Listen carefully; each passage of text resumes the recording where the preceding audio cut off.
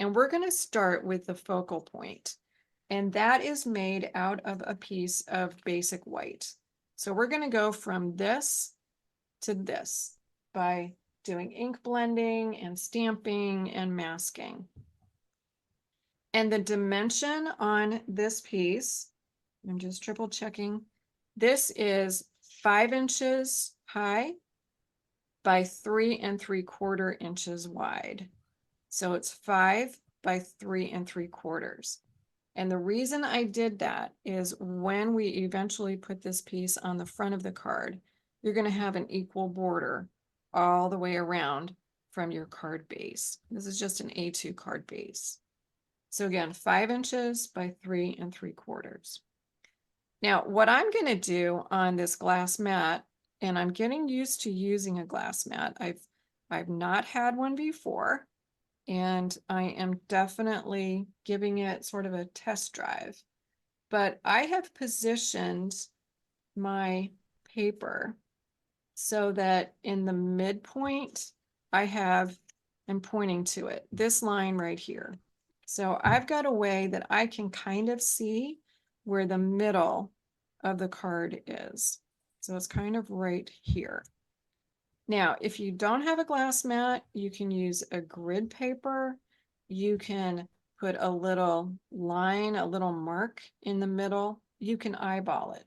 It really is not going to make a huge difference, because what we're going to do is we're going to use strips of paper that are cut straight to make our panes. So if I bring this back in, you'll see that where I'm going is I'm going to use some strips of paper. These are 1/4 inch wide, and I just cut them from some random pieces of cardstock. They can be any color you want, because all they're going to do is block the ink when you do some blending to not get onto that focal point. So any size that you want. And then what I'm doing is I'm actually cutting a piece of washi tape, kind of thin, because I'm going to use that to attach the paper, that strip of paper, about in the middle. And it will make sense when I do this. So I've got my strip of paper here, and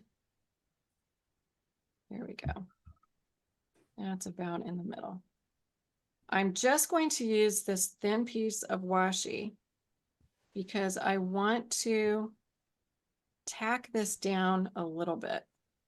And that piece is thinner than the piece that I'm going to mask off with, which means that at the edge of the paper, I'm going to be able to get the width of the mask that I want, and that piece of washi is not going to get in my way.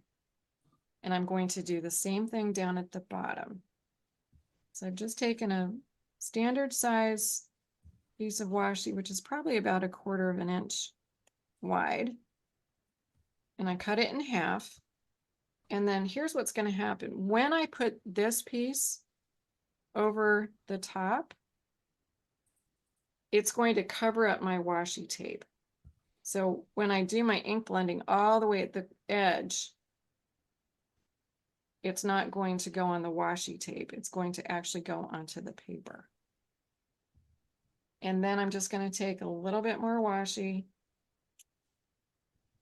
and I'm going to try to stick this down so that it's vertical. And you really want to try to get this as close to that cardstock as you can, meaning try to get it really tight in there, because the tighter you get it, the better your ink blending is going to work for you. All right. So I'm just going to put that down at the bottom. And again, it doesn't need to be perfect, because when you start blending, the white line is really going to be dramatic on either side of this strip of paper, and it's going to make it really look like it's nice and even. And these are not the same size. these quadrants are not the same size, it doesn't matter. What we're really going for are clean lines that look like they're bisecting vertically and horizontally. And then I'm going to take the other piece of my paper, and if I can, I want to try to stick that up and under the piece that I just laid down, and I can't, it's too tight. So that's a good sign, because that means that I should have a really nice clean edge when I'm doing my blending. And all I'm going to do here is I'm eyeballing it. It's not perfect. I don't care. I could get really persnickety and get out a ruler and make it perfect, but what's the point? And I'm just going to take a little bit more washi tape. I'm very happy that somebody invented washi tape because it definitely comes in handy. And I'm just going to put that down and then really press that down, just trying to get it as tight against that piece of paper as I can, and put this down. So when I do this on the sticky mat, envision that there won't be any washi tape. The background piece is going to adhere directly to the grip mat, and these cross pieces where they go over that background piece will also stick directly to the grip mat. Haven't tried that yet, like I said, but I am going to give it a go and we'll see what happens. So the first thing that I did when I was making the example card is I decided I wanted kind of a light yellow gold in the background. And the first layer that I put on without the stencil being on is wild wheat. And you can kind of see it, especially when you're right at the edge of where the 1/4 inch strips are. Right at the edge is where you're going to see that wild wheat. And I'm just going to kind of lightly put that color on. I don't need to get it really crazy. And just like we've done before when we've done ink blending, I'm going to kind of take a little bit of that ink off the brush before I put it onto the paper. I'm also going to hold down the center so that when I start in the upper right-hand quadrant, I'm going to feel comfortable that the pieces of paper are holding where I need them to hold. If you have a glass mat, you can actually kind of stamp off a little bit of that color, and I'll be able to come back and pick that up if I want to. So I'm just going to add a little bit of that wild wheat, work it into next to where those strips of paper are, because I really want the definition of those lines to show. And I might be able to get 1 or 2 uses out of the 1/4 inch strips. They definitely are going to get inked up. You can already see that they're getting inked up. But if I don't overly saturate them, I should be able to put them back onto another focal point if I want to do that. And I'm not going to go completely crazy adding a lot of color, but I want to make sure that there's some. Now, think about this. You could make this really, really cool. You could do each of the quadrants in different colors, even if you use the same stencil. You know, I could put in a light blue on maybe the upper left and come back in with a purple. I'm going to use the Highland Heather when I do the stenciling. So don't limit yourself to one background color. Use some imagination and some fun. And I think you'll find that this is a really, really cool technique. Since I'm on the right side, I'm just going to go ahead and do the bottom right. You can do whatever you would like in terms of order. It's whatever makes you happy. If you're right-handed or left-handed, you might go in a different order. Again, it really depends on what you want to do. And I will mention that this glass mat is an offering during celebration. If you want to test drive being a demonstrator, it is a freebie. You can actually get $125 worth of product for 99 bucks, and you get the glass mat for free. It comes with some accessories as well, and it's very fun. All right, I am now going to move over to the upper left. And again, I'm just doing the same thing, adding the color. You may want to alter your direction. If you usually go counterclockwise when you're putting on the ink and your ink blending, switch it up. Do some counterclockwise or clockwise as well. I think you'll find that the ink is going to blend a little bit more. And I'm going to try and get this corner. I probably don't have to put as much pressure on the 1/4 inch strips as I am, but I'm being a little bit overly cautious.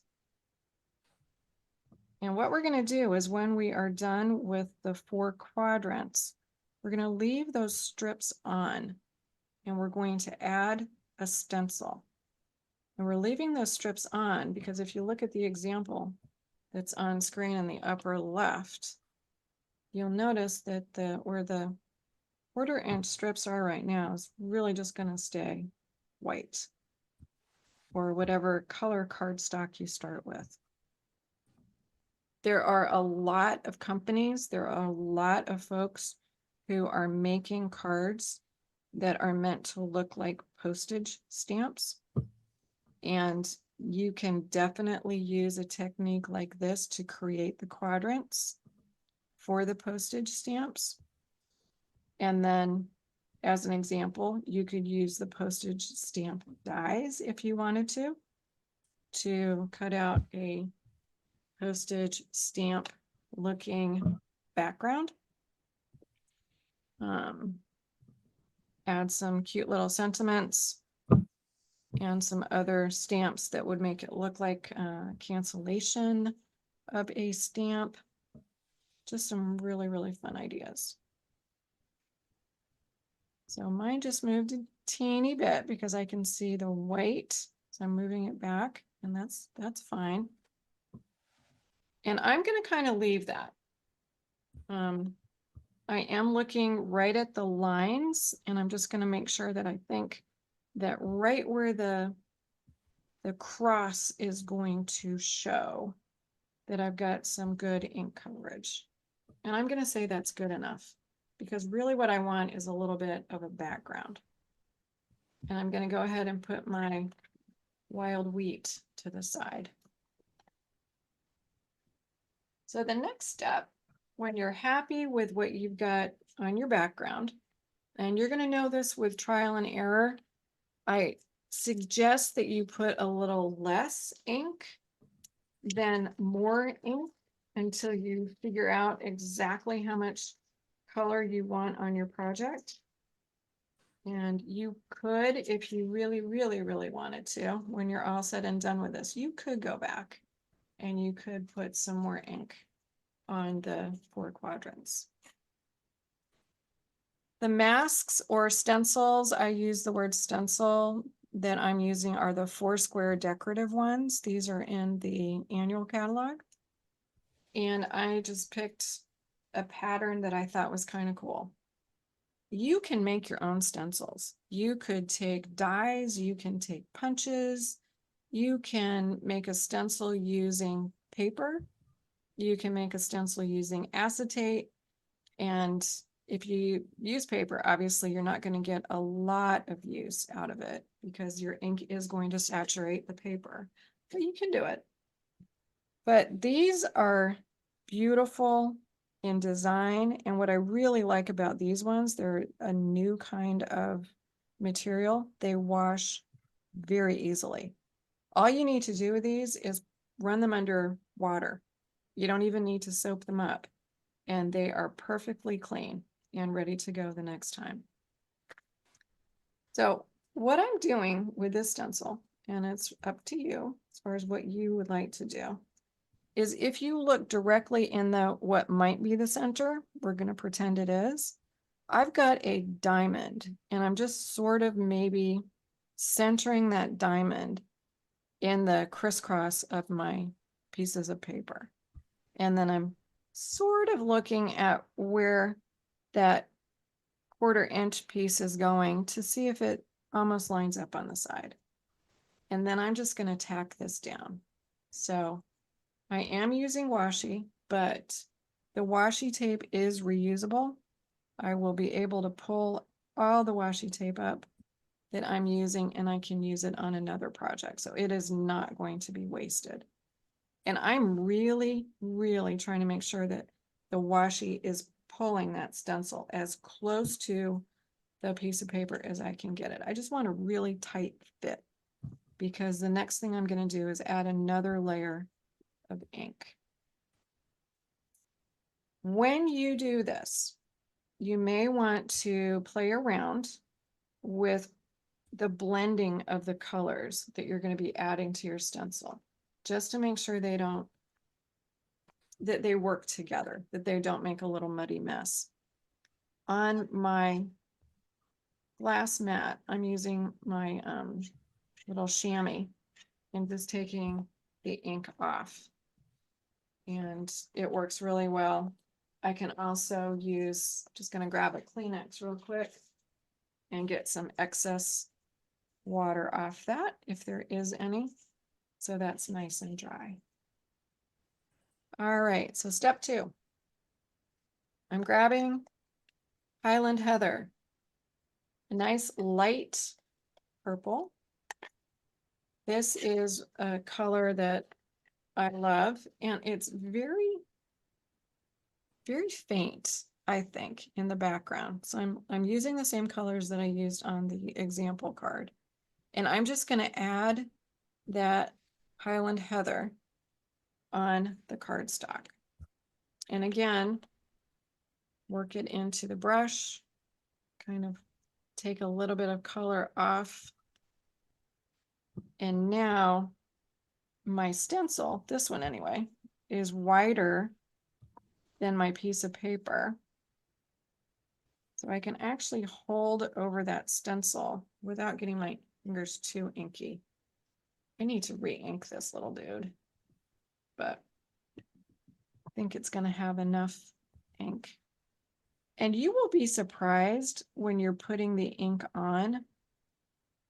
When you look at this right now, what we can't see are the white lines that we started with, right? Because we have the 1/4 inch paper that's down. So we can't see where those white lines are.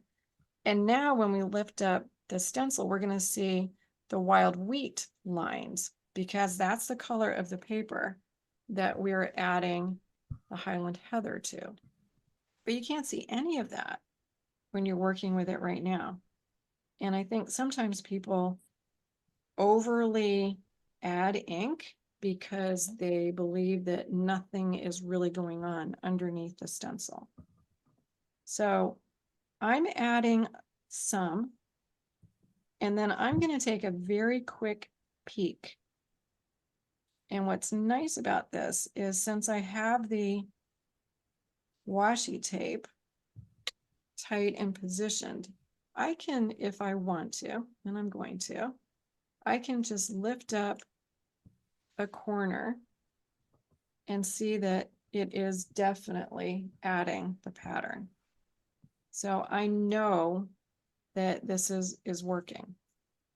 And I can kind of judge how much more or less I want to, if I want to put more on that particular quadrant, if I want to, on the others, maybe not use as much as I had on the upper 2. So you can definitely take a look and see if the color saturation is what you want. And because we're going to be adding some more ink on the top, I just suggest that you go lighter than dark. Because if you go too dark, the colors that you might use on the stamps that you're going to add may or may not show that much. And you definitely want any additional design that you're going to be putting on the top to show. And even a very slight hint of color in the background is going to shine through in what you do. So I'm going to just say, I'm good. And the beauty of this also is if when I take this stencil off, I really think that I need to add some more, I can put it back because obviously I can lay it right down exactly in position and add more color if I want to. I want to use this washi tape again. So I am taking it off. I've got a lamp that is right behind my glass mat and I'm just putting it on the top. You would probably laugh if you could see the lamp because there's quite a lot of washi on it actually. Just gonna close up my ink pad, get that out of the way. And just take off the rest of the washi tape that is holding down my stencil. And I'm gonna bring that over to the side. It's very light, but that's what I want. I don't want it to be so pronounced that it is the first thing that somebody is going to see when they look at the card. And you'll notice that there are some places where when I was using the wild wheat that there's more of a color saturation. That's fine. Don't worry about that because we're going to add more color to each of these quadrants. So it's not going to draw your eye like it is right now. And then I'm going to go ahead and take these pieces off. And I will try to save these because I can use them for another project if I want to. And I'm adding them to my lamp. Hopefully my lamp is not going to catch on fire.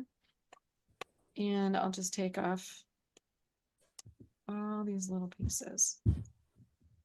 And then I have a really cool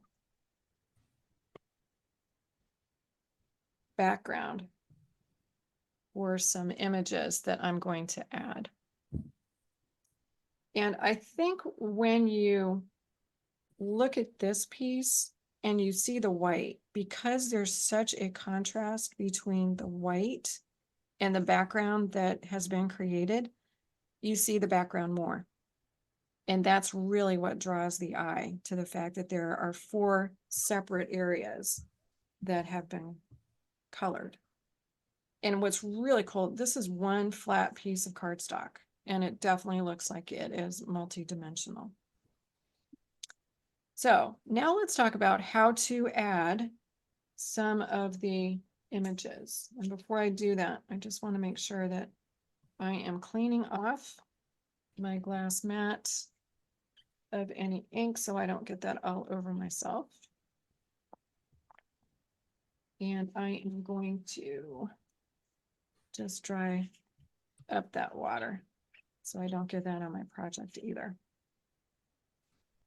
So the stamp set that I decided to use, I sort of went through some of my stash and I knew that I wanted some bold flowers and ones that I could do some 2-step stamping and use some really fun, bright colors because I really wanted this to pop. And as I was looking through, I found my Sending Smiles stamp set. And I also, by chance, thought that the sentiments were perfect because the way I ended up putting this on, it's on with dimensionals, but it is just about the same width as that white cross. And there are a lot of different sentiments on here and they would all fit on here. And by the way, you can also do this if I wanted to finish it and I wanted to make it a portrait. Obviously I can turn it that way and make it as a portrait. So whatever you want to do. Notice that when I stamped, the image stops at the borders, but the image is bigger than the borders. So the way to do that is you're going to do a little bit more masking. And you can do this however you would like. if you want, you could take a piece of scrap paper, and let's say I'm going to start up on this quadrant. What I want to do is get whatever I'm going to use as a mask, I want to get it right over to where that edge is. And I also want to block down here. I am going to use Post-it notes because they are dual purpose. If I put my Post-it note right up against, I'm going to do it this way so I can see a little bit better what I'm doing. I'm going to put it right up against that line. And I can also, because it's sticky, I can stick it right down to the surface that I am using. So I've blocked off the left side of that quadrant. Now I need to block off the bottom. And I'm just going to add another little piece of Post-it. This allows me to stamp right there. And I'm going to kind of mimic what I did just because it's easier than coming up with a new design. And I've got a lot of different colors that I used for the green. So let me bring out the green first. I used Old Olive, and I used that on all 4 of the quadrants. So we're going to see a lot of Old Olive in this particular card. And then I just grabbed a bunch of acrylic blocks. And I'm going to find the stamp, which I believe is this one.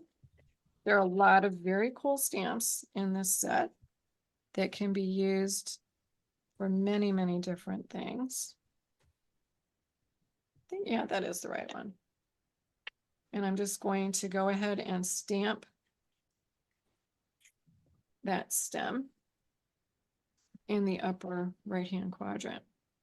One thing I've also found about using a glass mat as a background is it is awesome in terms of the kind of the firmness that you need when you're using photopolymer stamps to give them a really, really good finish. So I've got that all set. I will leave my green out because I will be using it for more of my stems as I keep going. For the blue, I used Pretty Peacock. This color right now, as far as ink, is currently unavailable. It is so popular. It is absolutely stunning. And it's one of the ones that Stampin' Up! Brought back. It had been retired, but I'm thrilled that it is no longer retired. And I'm just going to use another of the stamps from the set. This is a gorgeous flower. What blue was that? It's Pretty Peacock. Pretty Peacock. And I'm just going to go in so that the flower is right above the stem. Give that a nice little push. And again, the glass mat works incredibly well for that. Put the Pretty Peacock off to the side. I won't be using that again on this particular card, but I've got a lot more colors that I will be using. And then to really bring out the middle of that flower, I'm using a Mango Melody color. Mango Melody just makes me smile. It's just so bright and cheery and just really nice. Sorry to make so much noise on camera. Go ahead and grab that little guy.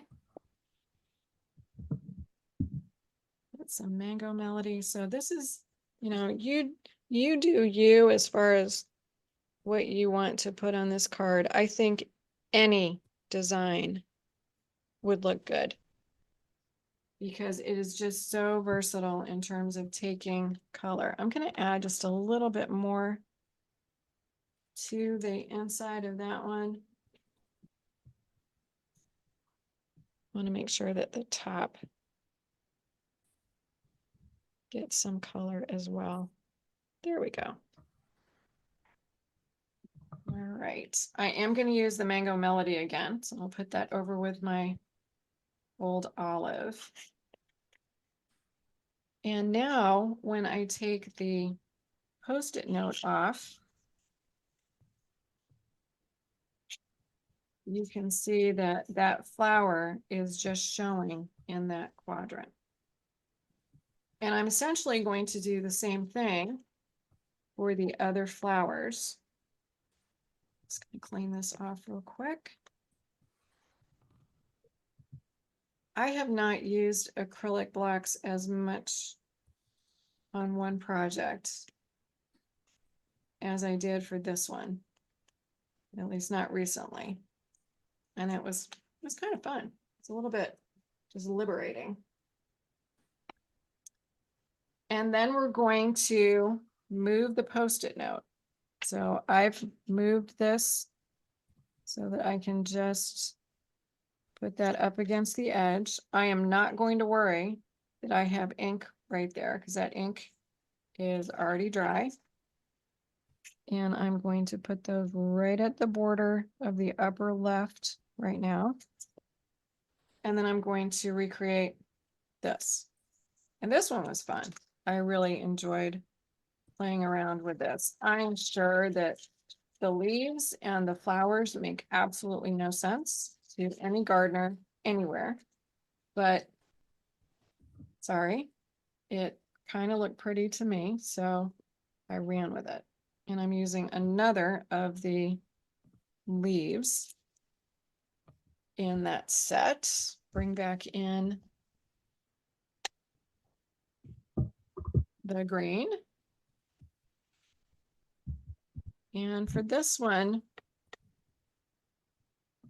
I might do this one a little bit different this time. I'm going to bring it up a little bit higher than I did in the other card.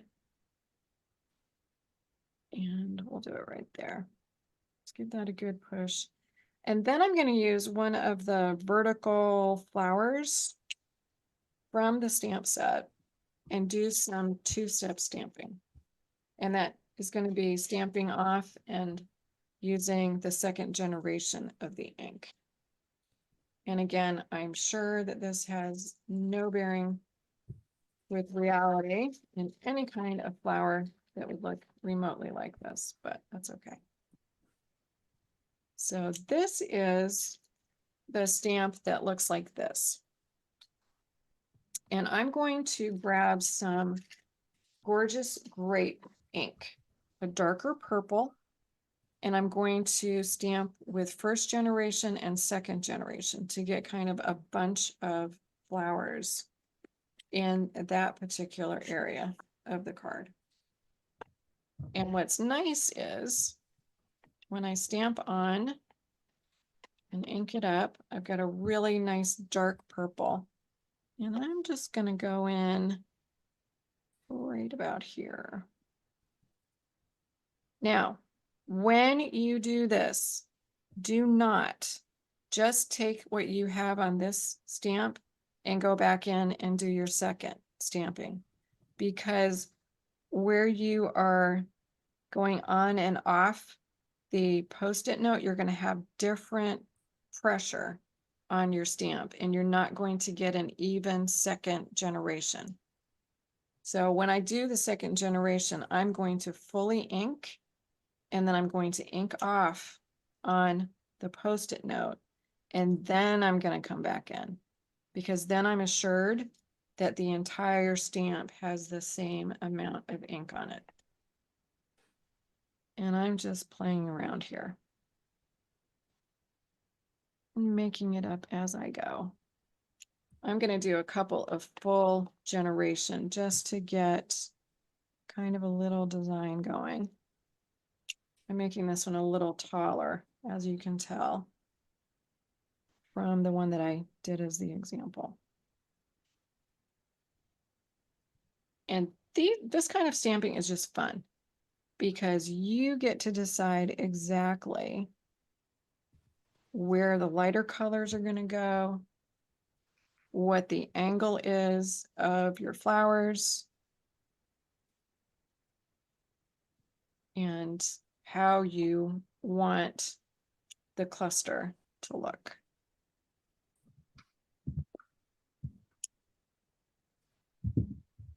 And I'm going to do one strong one that's going to go right off, partially off, which is going to be different than what I did over there on that example. And then I'll come back in with a lighter generation. All right, that's pretty okay. When I'm good enough, I'm good enough. I don't want to overdo. Because if I overdo, I probably am going to be unhappy. And that's the last that I'm going to use of the gorgeous grapes. I'm going to put that to the side. And now I can lift up my Post-it notes. And I've got a nice little quadrant going there. You get the picture. We're going to repeat. And just because I find this easier to line up, I'm going to do it this way. I'll move into the bottom left.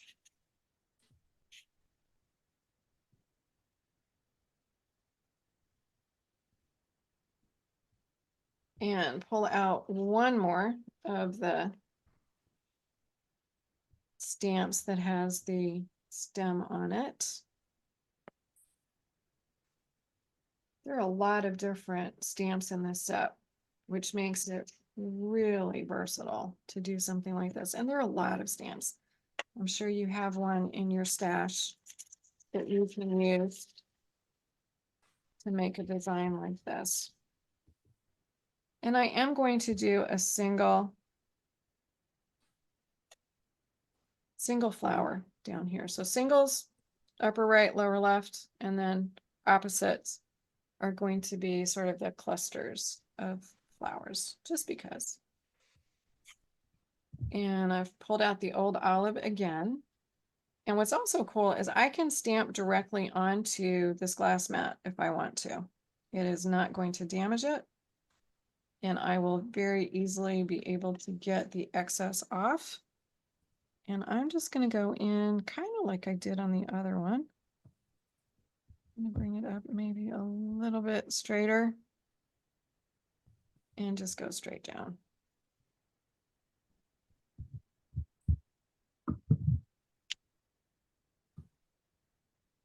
And then where I have that ink on the glass mat, I can just take my chamois, clean it off. Good to go.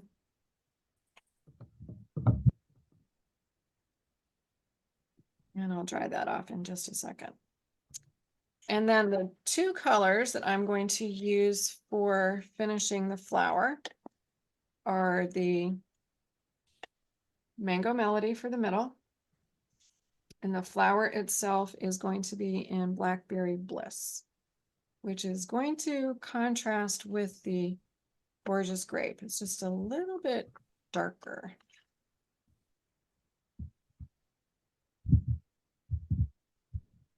Pull out another stamp.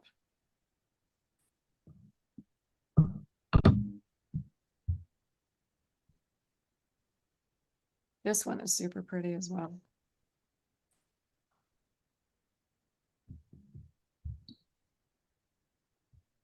I'm going to get that right over, stand up here a little bit and get that right over my stem.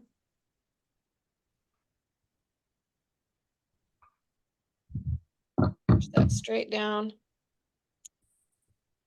This one does have a little imperfection in the stamp. I actually have a replacement set, but what I'm going to end up doing when I finish this is I'm going to put a little gem right on there so nobody will know. And I like unique. That's unique. So it's all good. And I will grab the appropriate center for that flower.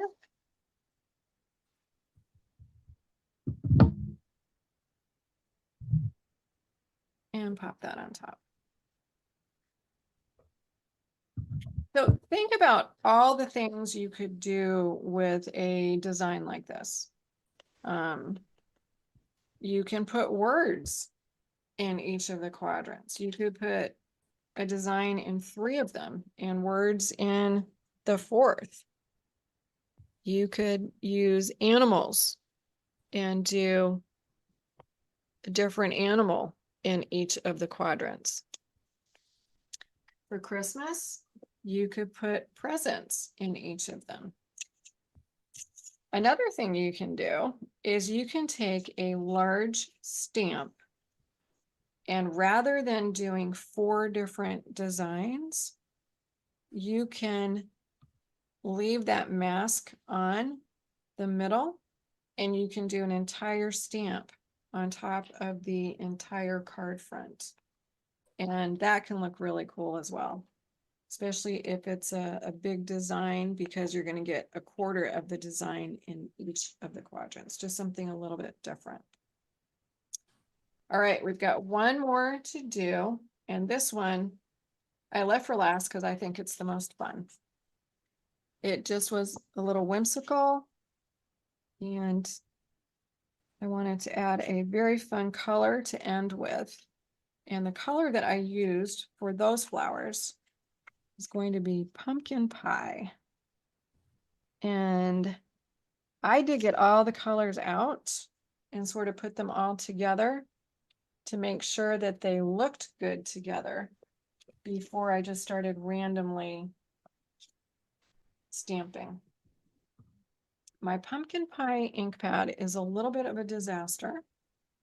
I brought it to a class and it got lovingly used.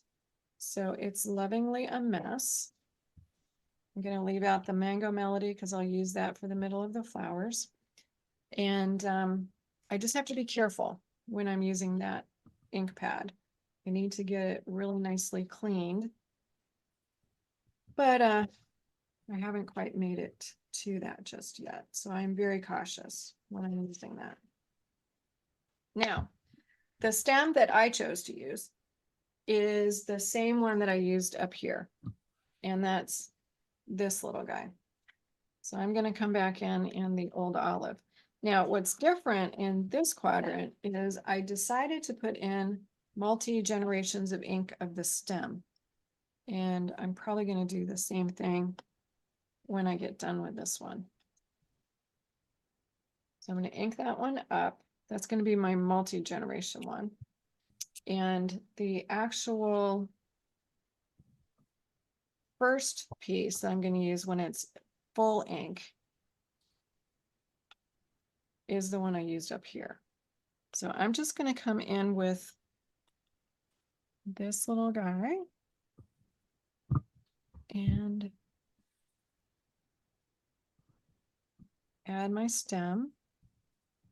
I'll come back in and put some more stems in a minute. Put that off to the side.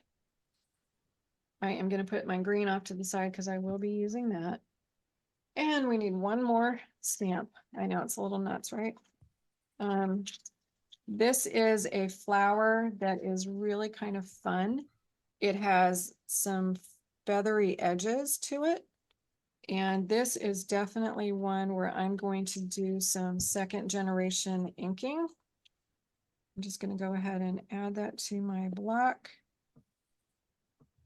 and get my pumpkin pie. And this is kind of random. So full generation.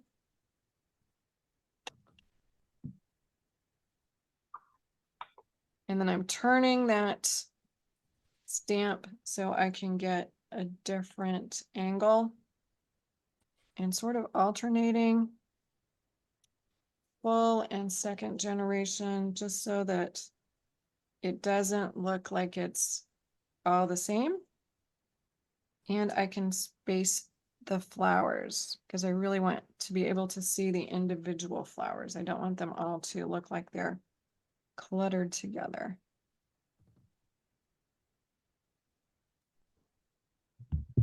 And this is a super fun flower to use. Cool. That looks like enough. Believe it or not, there is this dinky stamp that is meant to be for the middle of the smallest flowers that are in the set. It is that small. Put it on this really tiny block. I am also going to make sure that I get the ink off of my glass mat before I get it onto myself or onto the card. Because when I inked my initial stem, I inked off the paper a little bit, but that is now gone.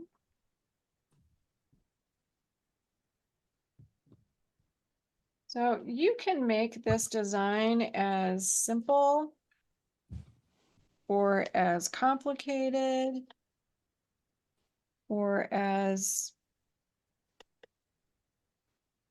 fun and easy as you would like. And I'm just adding in some little yellow centers to make the flowers look like flowers. And then the last little bit on this is going to be adding in a couple of stems. So I want to connect these flowers like I connected the other ones. And to do that, I've already stamped full generation, so I'm stamping off. I'm just going to come in here and do a little bit of a stem. Ink up, stamp off. Give it a stem. And maybe do one more. Actually, I like that. I'm not going to overdo it. I think that's enough on the green. So I'm going to get this piece of paper out of the way. So the focal point is all done. And what's kind of cool is on each one, part of the design is hitting where the masking 1/4 inch cardstock was. So it definitely helps highlight all the work that we did initially when we were doing the ink blending. And I got to be careful on this silly ink pad. I think I'm just going to get a Q-tip and clean that off. And then the last thing that I want to do is I'm going to put both of these out of the way. I'm going to clean the glass mat so that I don't get any ink where I don't want it. And then I will quickly put the card together. The majority, obviously, of the work involved in putting this card together is what we just did. And you can shortcut that to whatever you want to do. The card base itself that I used is a crumb cake. It is a standard size A2 card. So it is 8.5 inches wide, 5.5 inches high, scored at 4 1/4 on the 8.5 inch side. And I'm just gonna go ahead and burnish the card base. I liked using the crumb cake. I think it's a very neutral color, but it has a little bit more interest, I think, than a white or even a vanilla, because it will bring in the colors that you use on your card. For this one, I decided I really wanted to pull out the darkest color that I had in the inks, and that is the Blackberry Bliss. So that's the color that I'm using as my frame. I'm not going to put the frame directly on the card base. I'm going to put my focal point on the frame, because that way I'm going to have a little bit better chance of getting everything centered. And then I'll put it on the card base itself. So this is really, when you get it all done, you've got your 1-layer card front like we have. I think personally it is good to just make it a little simple in terms of putting it together because the pizzazz is in the design. So just put that directly onto the card front or the frame. You get glue on the glass mat, no biggie. It will dry and you can peel it off or you can wash it off. And now I'm going to stick this directly onto my card front.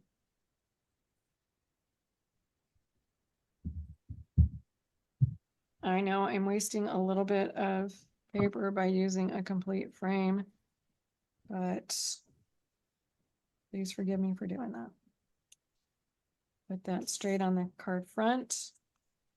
Give that a nice little burnish. And then the last thing that I did to finish this card off was I figured out what sentiment I wanted to use. And again, I thought that the sentiments that are in this stamp set are perfect for this kind of card because they're skinny, they're long, there's so many. You can make this be whatever you want it to be. I've got a lot of birthdays that I need to get ready for, so I'm gonna do what I did on the other. Just gonna grab that birthday greeting and put that onto a block. And then I've got a piece of scrap crumb cake. And what I'm going to try to do is get this sentiment straight on. I'm going to look at the top of this piece of cardstock. I might actually cheat and bring back a piece of my washi tape that was hanging out on my lamp. And I do like a really dark sentiment on this. It really pulls out the frame. It really is easy to read. So, you know, do what you want, but I'm going to pull back in the Blackberry Bliss. And I'm going to do my best to stamp once, stamp straight. We will see. I am standing up so I can see directly over the top. And wing it. So give that a nice push. Not too bad. I can live with that. And then I'm going to grab my scissors and cut as straight as I can so that it's nice and even, top, bottom, side to side. After I get this silly, here we go, ink pad closed.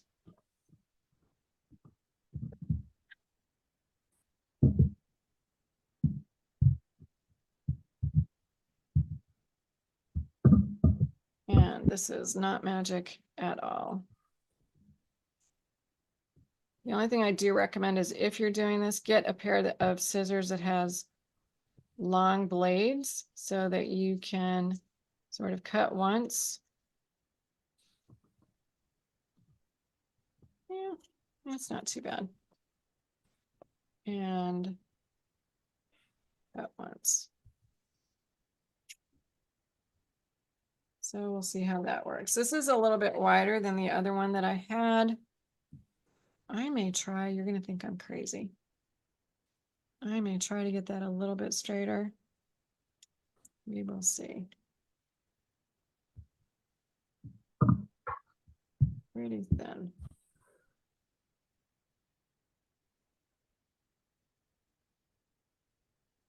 That looks a little bit better. And then to attach this to the card, I got out dimensionals.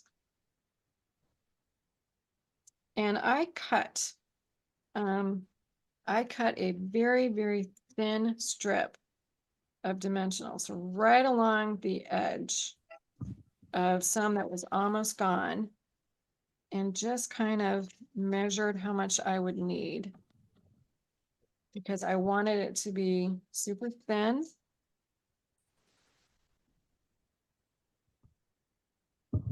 put that on the back.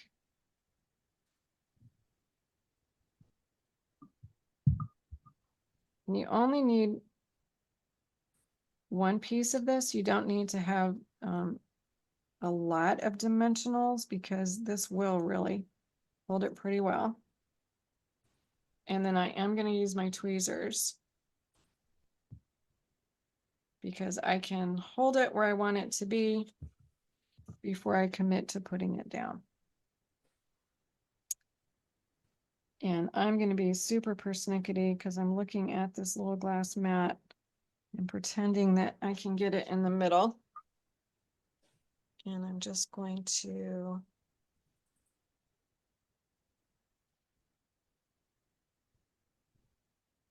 put it about right there. Wiggle it around a little bit. And there it is. And what's super fun, I think, about these kinds of cards is, you know, I sort of used the first one that I made as the model for the second, but nothing's the same. Not the background, not the way that things are stamped, even the sentiment looks different. And I think that's half the fun of it because they really are unique cards when you put them together. So that is it. And I hope you use this design to make your own. I would love to see it. I think there are so many possibilities of what you can do. And I hope you enjoyed it. And that is it for now.